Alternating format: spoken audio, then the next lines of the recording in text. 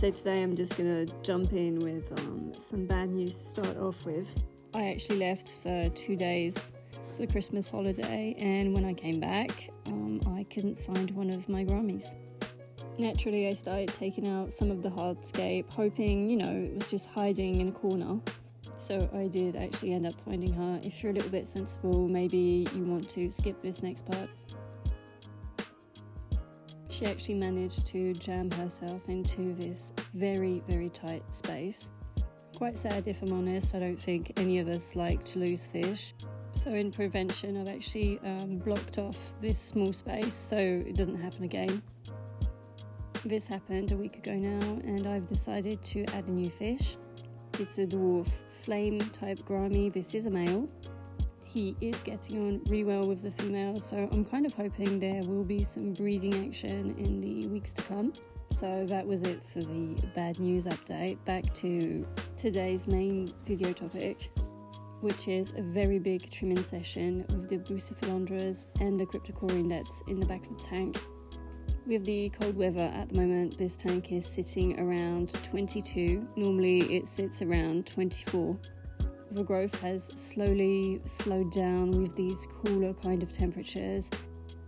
So it's a good time just to start to trim some of these older leaves that have tears and holes and are just not serving the plant anymore.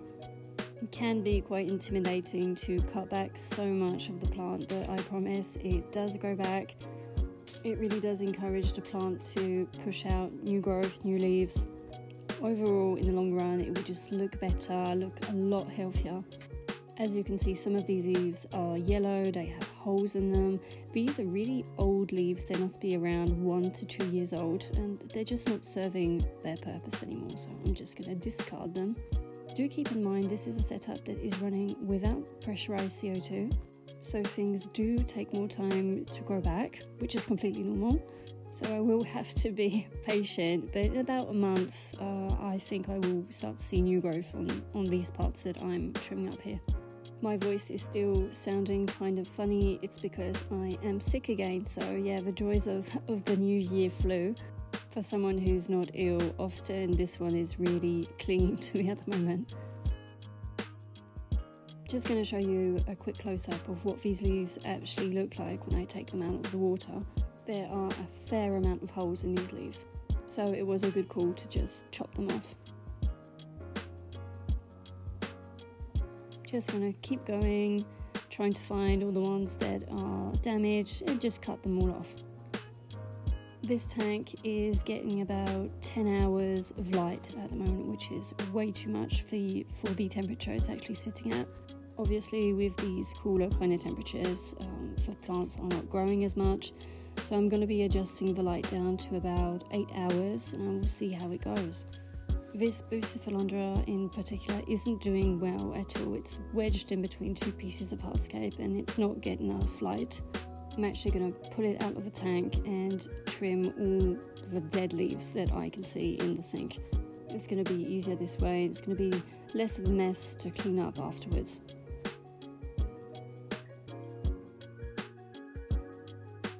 Again here, the same thing, just going to be sorting through the leaves that are worth saving and the ones that are just too far gone.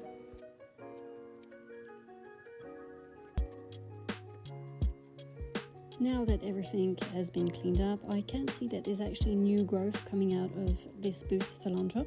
I'm going to position it in a more appropriate way so it gets better light when I put it back into the tank.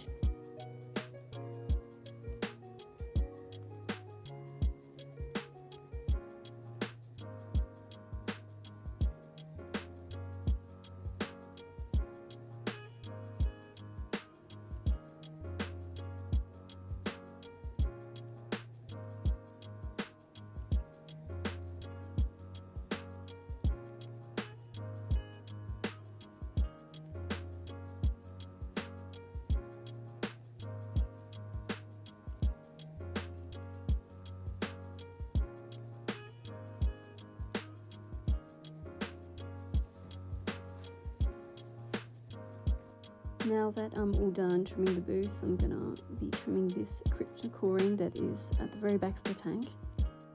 This particular Cryptocoryne has been actually doing quite well in this setup. It does grow quite fast, so I've been regularly trimming off some of the leaves that are just not worth keeping.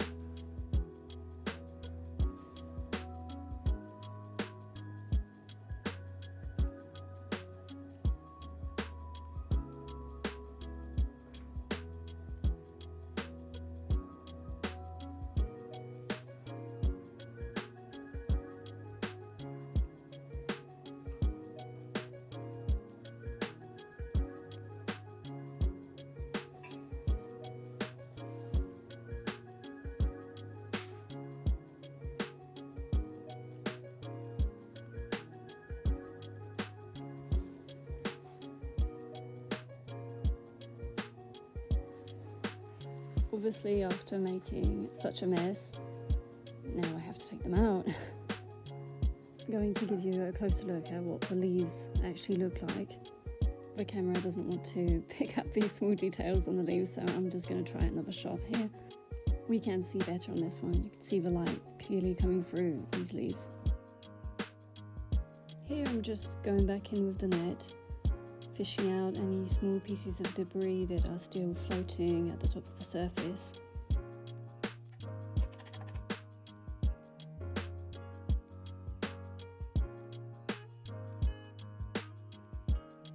I am running a canister filter on this tank. It's from the brand Tetra. I believe it's the EX500 Plus.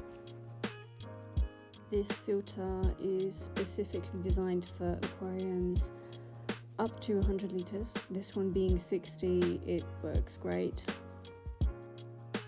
The filtration capacity for this size tank is a little over 910 litres an hour, which is quite frankly very decent.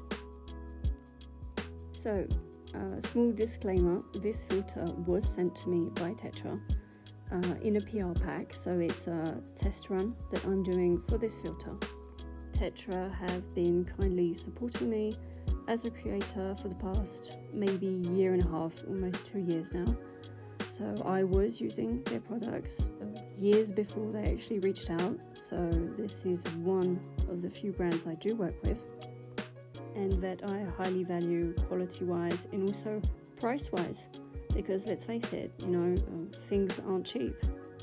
Like a lot of us, I don't have disposable income and I don't promote things that are worth, hundreds of dollars, euros, whatever your currency is, if it's not actually quality and it's not something I've been using for a while. So I am still testing this filter. It's been maybe almost 2 months now. What I can actually affirm 100% is noise-wise, it is extremely silent. I cannot hear it. I am someone who is extremely sensible to sound. Any kind of repetitive noises is something that really, really annoys me. So I am very happy with this one. So after flushing out some of the debris with the pipette, I actually found some moss under the hardscape. So this is really getting out of hand. I find that it really does get everywhere if you're not careful. I'm gonna finish off with a quick glass clean. Quite a few of you have been asking me about this razor scraper. So this is just a generic razor scraper I bought off Amazon. I do believe it's something between 10 to 12 euros, dollars. Also comes with a pack of 10 blades and it comes with an extensible handle, so it can be even longer than what you're seeing right now, which is great if you have a bigger tank. Also, which is really good and something that I really appreciate with these kind of tools, is that you can actually use your typical razor blades that you would buy at the supermarket, which is, I do believe, something like €1 for a pack of 10. So you're not buying a specific blade that goes only on a certain razor scraper, because I find that to be an absolute rip-off. But again, that's just my opinion. It's always to take with a grain of salt. But I think anything that pushes you to regularly buy something, which can be quite expensive, is to be considered.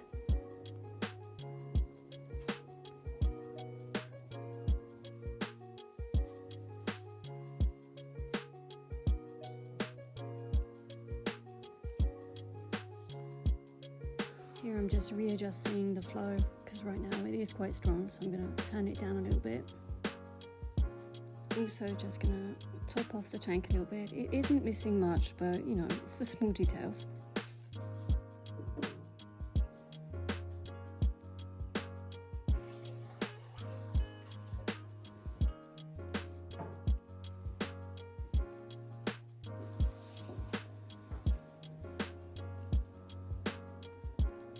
And that is the end of today's video. I hope you enjoyed it. As usual, if you have any questions, you can drop them in the comment section below and I will try to answer them as best as I can. I'd also like to say a big thank you to everybody who's joined the channel recently. I greatly appreciate the support. Thank you for watching and I will see you very soon.